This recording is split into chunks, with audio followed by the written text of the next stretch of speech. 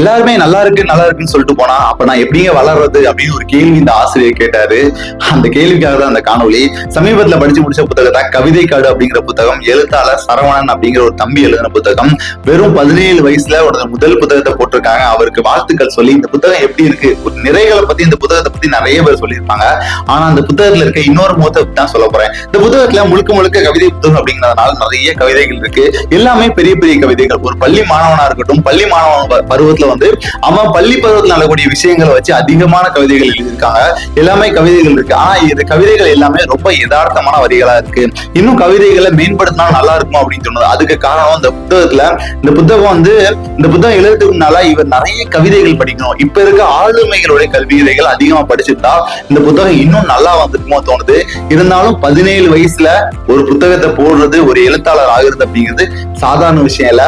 ரொம்ப ஹானஸ்டான ரிவ்யூ என்ன அப்படின்னா, இந்த புத்தகம் அதிகமா பேசுறது பள்ளி பருவத்தையும் காதலை பத்தியும் தான். ஆனா அந்த சமூகத்தை பத்தி குறைவான இடங்கள்ல எப்போவாவது ஏதோ ஒரு மூலையில மட்டும் தான் பேசியிருக்கு.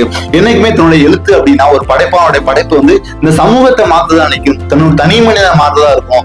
அப்படிப்பட்ட படைப்புகளை படைப்பான். இனிமேல் வருங்காலத்துல இந்த எழுத்தாளர் இன்னும் அதிகமான படைப்புகள் சமூகத்தை பத்தி பேசும் அப்படிங்கிற நம்பிக்கையில இந்த ரிவ்யூ கொடுக்குறேன். அடுத்த கட்ட வீடியோ இது போல உங்க புத்தகத்தை ரிவ்யூ பண்ண அப்படின்னா மறக்காம டிஎம் பண்ணுங்க. கண்டிப்பா ரிவ்யூ பண்ணி கொடுங்க.